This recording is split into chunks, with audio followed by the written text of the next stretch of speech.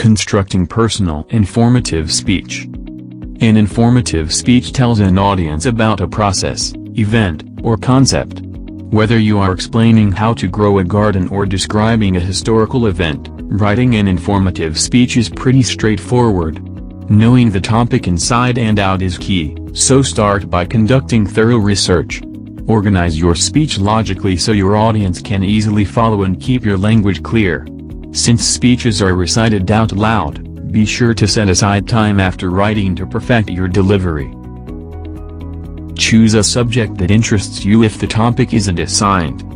Speech topics are often assigned, but if you need to pick your own, write a list of subjects that interest you. Choose a subject that you know a lot about or that you'd be eager to research. Then narrow your focus on a specific topic, and make sure it meets the requirements listed in the prompt.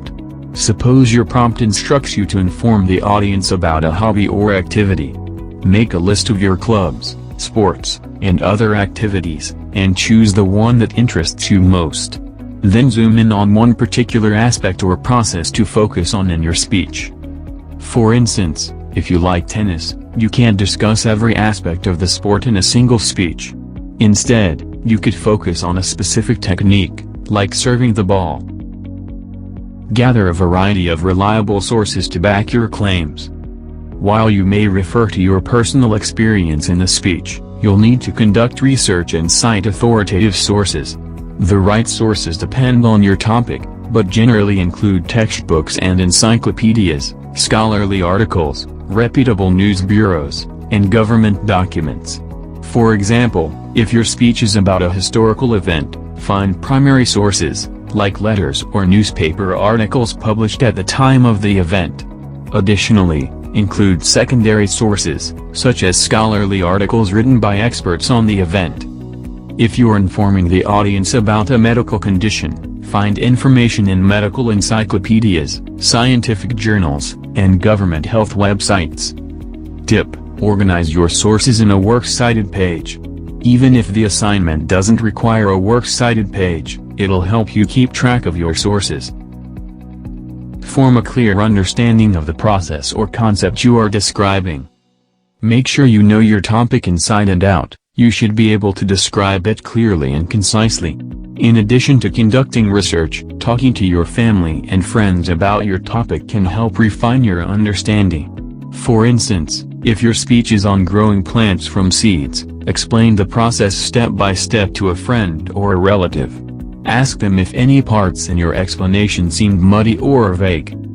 Break down the material into simple terms, especially if you're addressing a non-expert audience.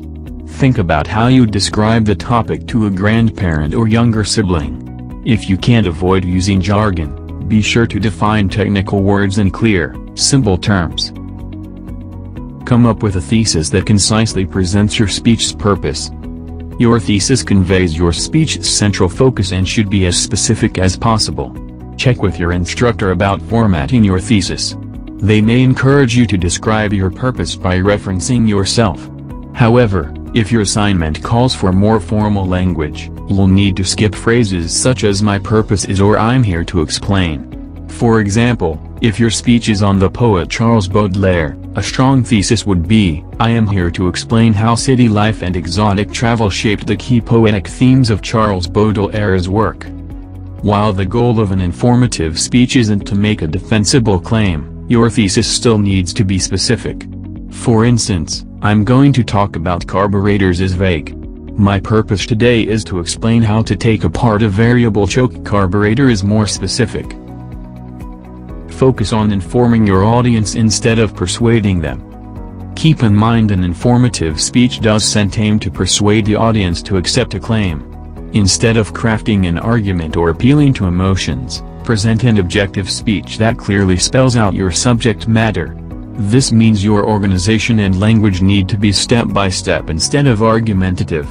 For instance, a speech meant to persuade an audience to support a political stance would most likely include examples of pathos, or persuasive devices that appeal to the audience's emotions.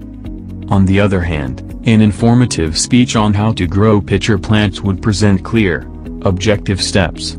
It wouldn't try to argue that growing pitcher plant is great or persuade listeners to grow pitcher plant. Write a bare-bones speaking outline for delivering your speech.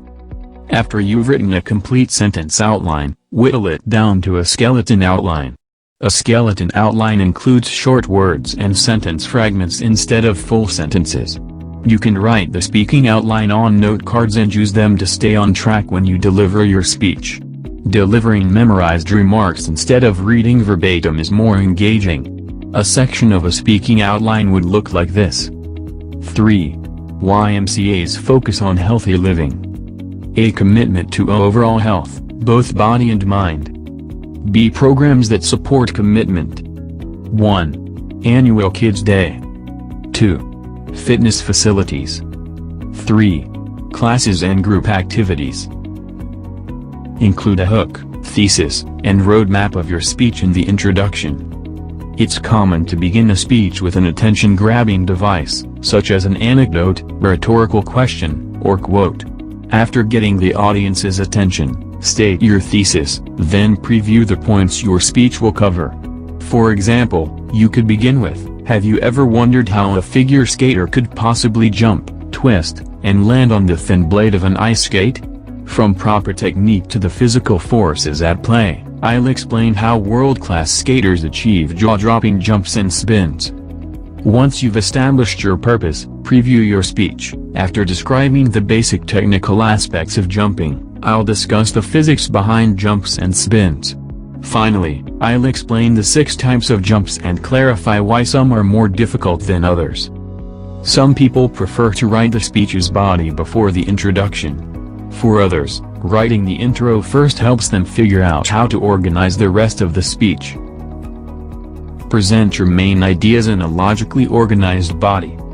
If you're informing the audience about a process, lay out the steps in the order that they need to be completed. Otherwise, organize your ideas clearly and logically, such as in the order of importance or in causal order, cause and effect. For instance, if your speech is about the causes of World War I, start by discussing nationalism in the years prior to the war. Next, describe the assassination of Archduke Ferdinand, then explain how alliances pulled the major players into open warfare. Transition smoothly between ideas so your audience can follow your speech. For example, write, "Now that we've covered how nationalism set the stage for international conflict, we can examine the event that directly led to the outbreak of World War I, the assassination of Archduke Franz Ferdinand." Review your main points in the conclusion. Think of a speech's order as tell them what you're going to tell them, then tell them what you told them. Summarize your thesis and main ideas in the conclusion, but don't repeat them word for word. Additionally, to connect with your audience, and demonstrate your topic's importance, try to relate the subject matter to their lives. For instance, your conclusion could point out, examining the factors that set the stage for World War I shows how intense nationalism fueled the conflict. A century after the Great War, the struggle between nationalism and globalism continues to define international politics in the 21st century. Write a complete draft to edit and memorize your speech. Your complete sentence draft is like a research paper. It should include every sentence in your speech. It's basically the script you will use to organize your introduction, body, and conclusion, make revisions, and memorize your presentation. Typically, speeches aren't read verbatim.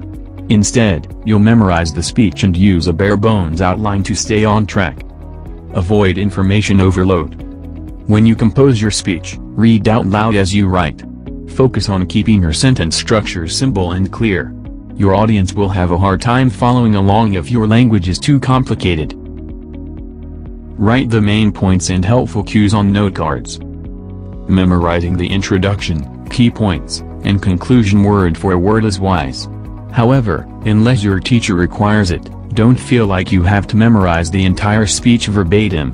Reciting a completely memorized speech can feel stiff, so just commit the content to memory well enough that you can explain your ideas clearly and consistently. While it's generally okay to use slightly different phrasing, try to stick to your complete outline as best you can.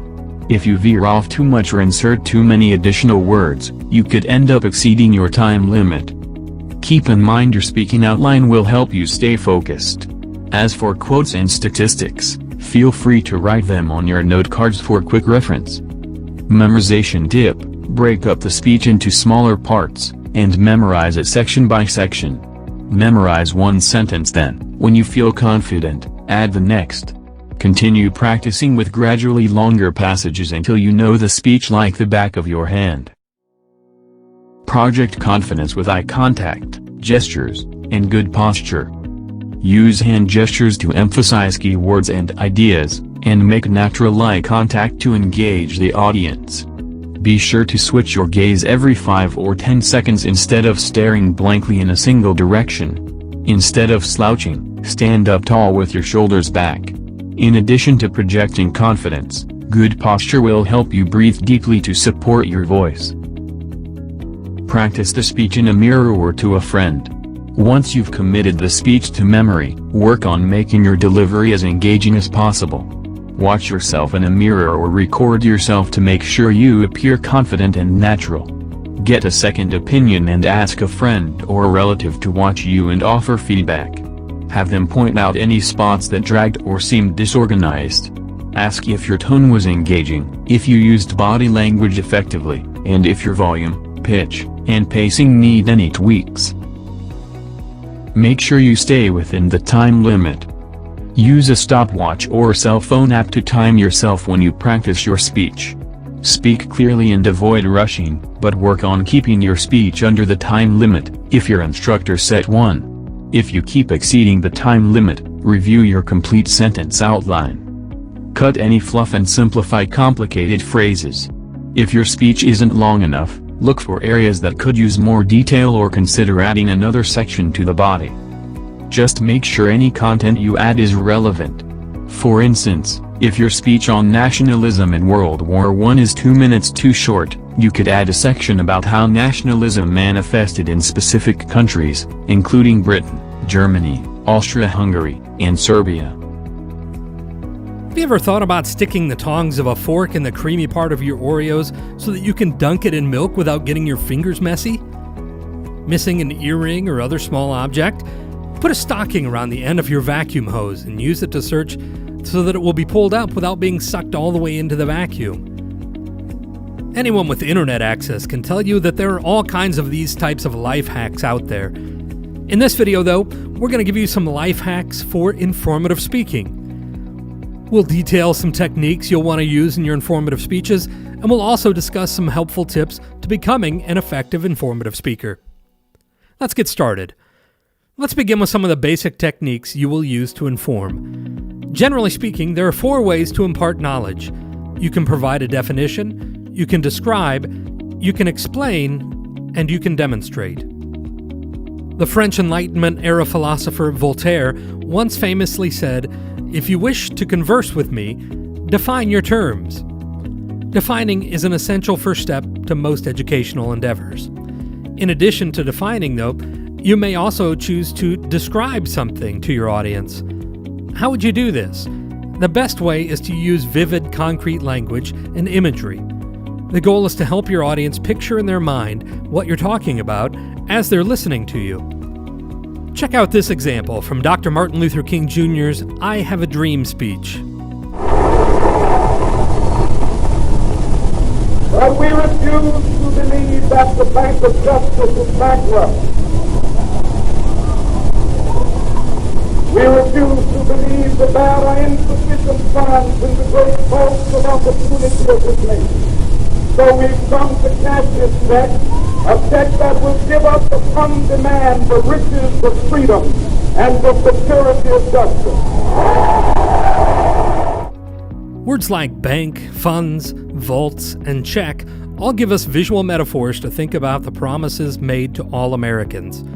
When you use vivid descriptive language, you're making the ideas in your head concrete and tangible so that they're as clear as possible for your audience to understand. Take a look at this example of the ladder of abstraction, a conceptual metaphor intended to help us understand the varying levels of concrete language.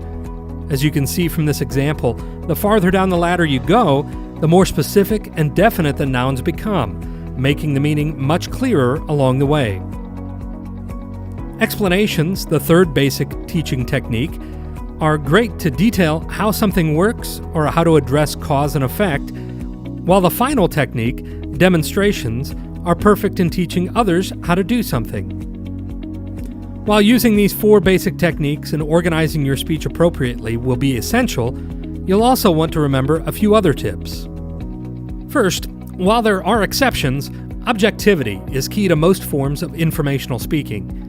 The basic idea behind this concept of objectivity is that you aren't intentionally taking a side like you would in a persuasive speech. In an informative speech, your goal is to present the information in an impartial and balanced way. The second important tip is that you must develop and appeal to your credibility as the speaker. Think of it this way: we trust, believe, and learn the most from those whom we believe are the most credible. Remember that credibility consists of two basic components, your competence and your character. While both are important, competency, or your expertise, experience, and knowledge within a field, is essential to effective teaching. A third tip would be to make sure the topic you're speaking on is relevant. If it isn't immediately evident to the audience, then you have to make the sell by making it personal. Give them a reason to listen to your speech. Don't assume they automatically want to hear what you have to say. Another way to increase your effectiveness as an informative speaker is to engage the audience. Yes, sometimes this may include inviting them to join you as you teach them how to draw or make origami, but it might also be as simple as asking a poll-type question like, quick show of hands, how many of you have ever... Or even a simple rhetorical question that gets them thinking but does not require a response. Finally, and related to the idea of engagement, is the fact that it is often better to show than simply tell. If the old saying that a picture is worth 1,000 words holds true, then you'll be much more efficient and effective as a speaker using visuals to help enhance your audience's retention and understanding. These tips and techniques may or may not be as useful as knowing that using a can opener can help you cut through that annoying blister pack packaging without cutting yourself, but we hope that they will be helpful as you prepare your next informative speech. You are at risk. All of us are at risk. And I'm not talking about STDs, global warming, or terrorism. I'm talking about your life online. You are at risk of having your computer taken over so that perfect strangers can read your email, access your bank accounts, pilfer your credit card numbers, and even steal your identity. I've seen this over and over again at my summer job as a computer technician at a nationwide computer store. You wouldn't believe how many computers are compromised and infected. As college students, we're particularly vulnerable because we spend so much time online. According to David Tatter, manager of Wisconsin's Consumer Office of Privacy Protection, 32% of all identity theft claims are filed by people between the ages of 18 and 29 years old. That's the largest percentage of any age group. Today, I'd like to explain 3 additional steps that experts recommend for online security: using strong passwords, using secure connections, and double-checking links before clicking on them.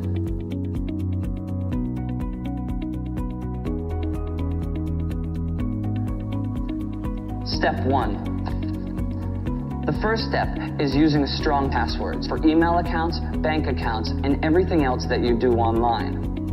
What makes a strong password? Take a look at this example. IWBIP, semicolon, semicolon, 4387-CSAMFF. Now this is a long password, but that's part of its strength. The first criterion of a strong password is having 10 characters. 15 or more is even better, like the one I showed you.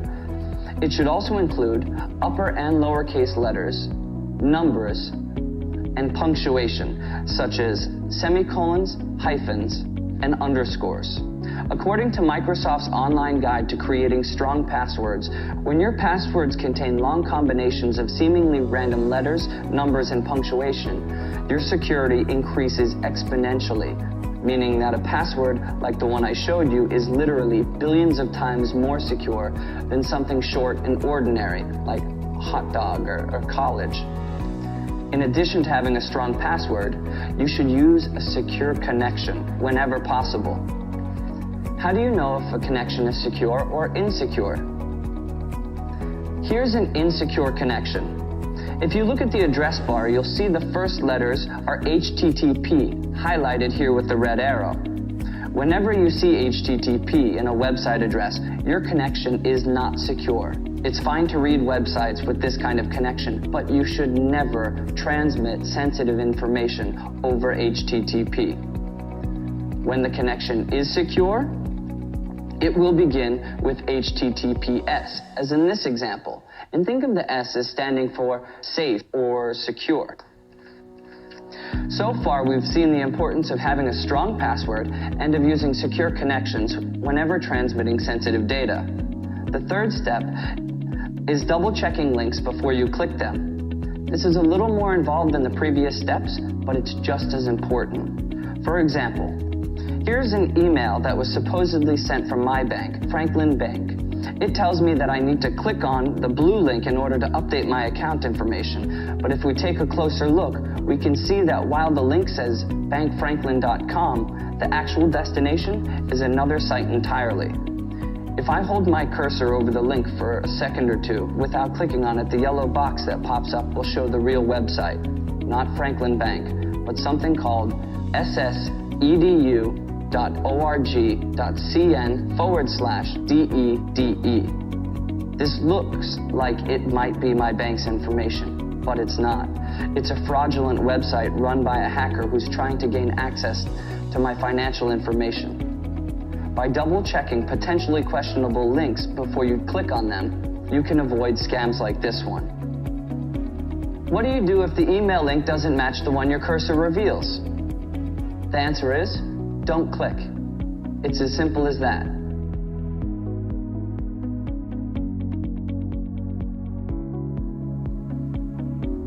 At the beginning of this speech, I said that you're at risk. And that's true, but you're not helpless. I've shared 3 proven ways to protect yourself: strong passwords, secure connections, and double-checking links. I hope you'll find this information helpful as you fight this endless battle for online security. Directions. Arrange the following steps according to the part they belong to. Researching the topic. Gather a variety of reliable sources to back your claims. Form a clear understanding of the process or concept you're describing. Choose a subject that interests you if the topic isn't assigned.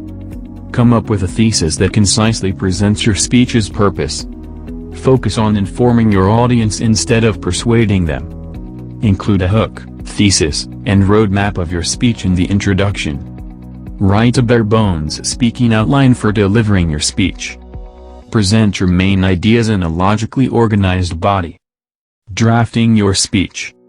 Write a complete draft to edit and memorize your speech. Review your main points in the conclusion. Avoid information overload. Write the main points and helpful cues on note cards. Perfecting your delivery. Make sure you stay within the time limit. Practice the speech in a mirror or to a friend. Project confidence with eye contact, gestures, and good posture. All right, so you probably don't realize that right now you're actually looking at something quite rare, because I am a millennial computer scientist, book author, standing on a TED stage, and yet I've never had a social media account. How this happened was actually somewhat random. You know, social media first came onto my radar when I was at college, my sophomore year of college. This is when Facebook arrived at our campus. And at the time, which was right after the first .com bust, I had had a dorm room business. I had had to shut it down in the bust. And then suddenly this other kid from Harvard named Mark had this product called Facebook, and people were getting excited about it. So it's sort of a fit of somewhat immature professional jealousy. I said, I'm not going to use this thing.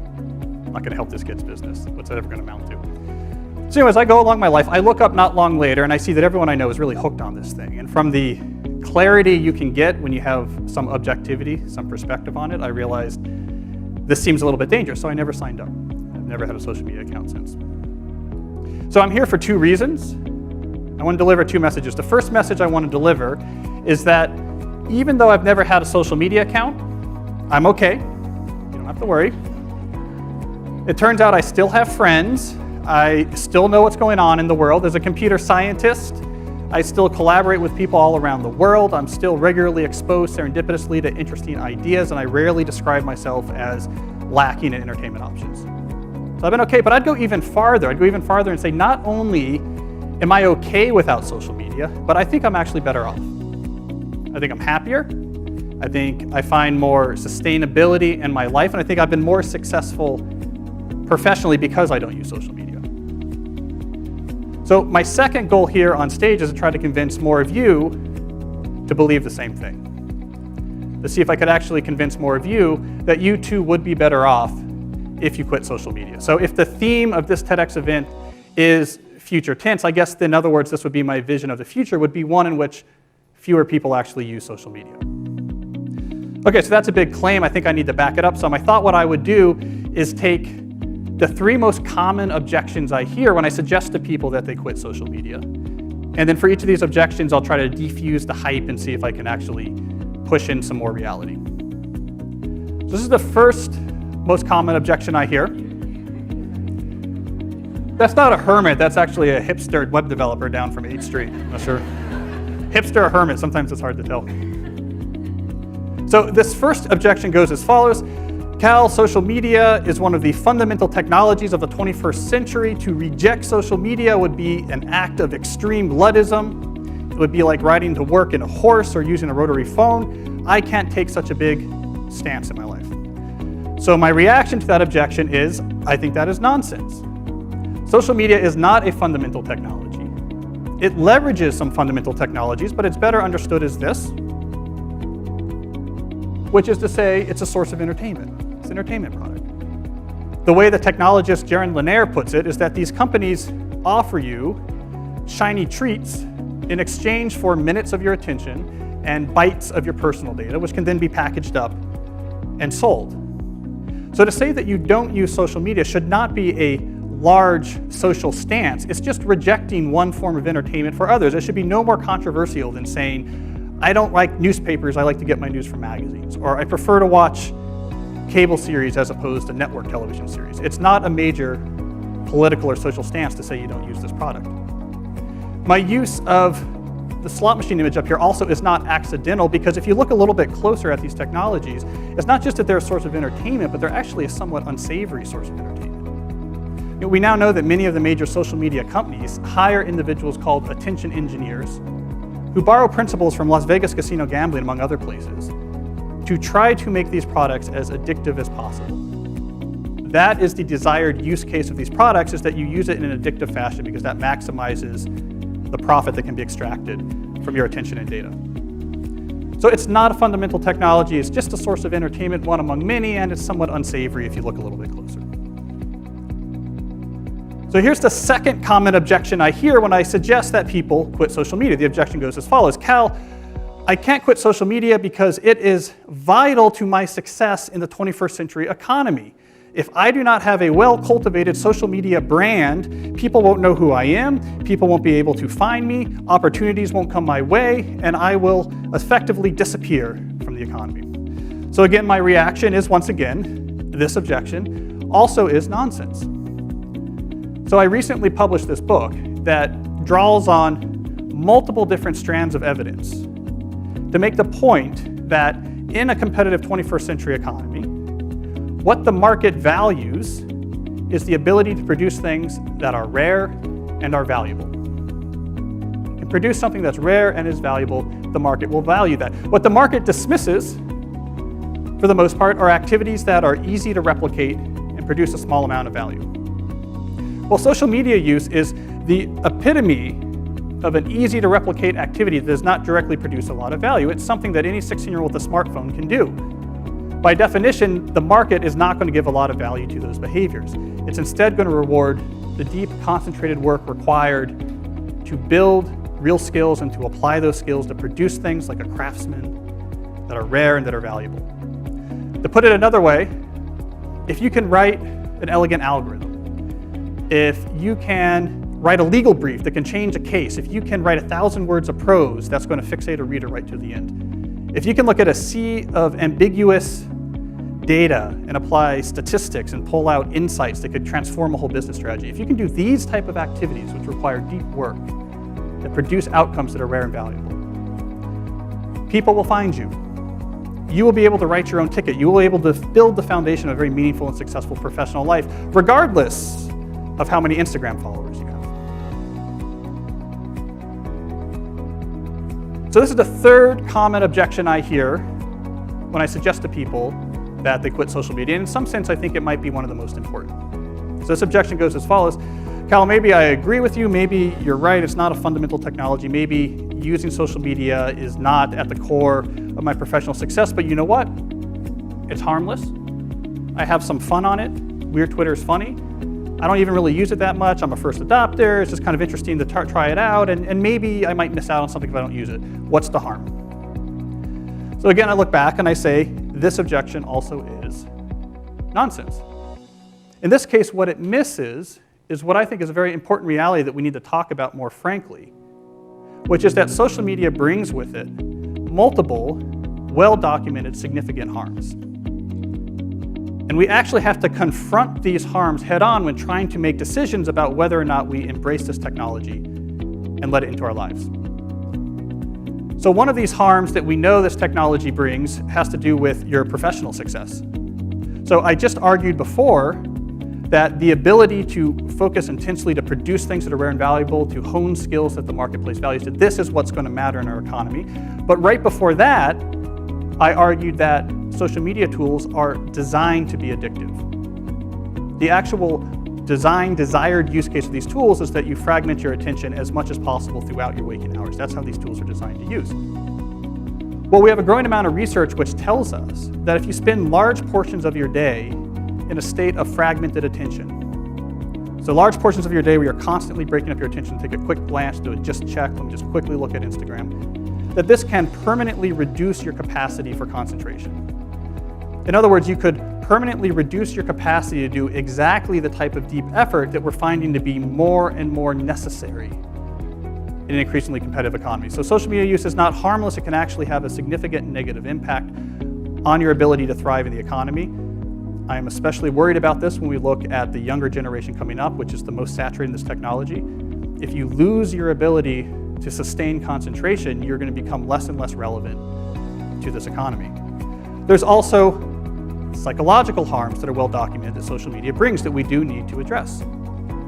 So we know from the research literature that the more you use social media, the more likely you are to feel lonely or isolated. We know that the constant exposure to your friends' carefully curated positive portrayals of their life can leave you to feel inadequate and can increase rates of depression. And something I think we're going to be hearing more about in the near future is that there's a fundamental mismatch between the way our brains are wired and this behavior of exposing yourself to stimuli with intermittent rewards throughout all of your waking hours. So it's one thing to spend a couple hours at the slot machine in Las Vegas, but if you bring a slot machine with you and you pull that handle all day long from when you wake up to when you go to bed, we're not wired from it. It short circuits the brain, and we're starting to find that it has actual cognitive consequences, one of them being this sort of pervasive background hum of anxiety. Now, the canary in the coal mine for this issue is actually college campuses. If you talk to mental health experts on college campuses, they'll tell you, along with the rise of ubiquitous smartphone use and social media use among the students on the campus came an explosion of anxiety-related disorders on those campuses. So that's the canary in the coal mine. This type of behavior is a mismatch for our brain wiring. It can make you feel miserable. So there's real cost to social media use, which means when you're trying to decide, should I use this or not, saying it's harmless is not enough. You actually have to identify a significantly positive, clear benefit that can outweigh these potential, completely non-trivial harms.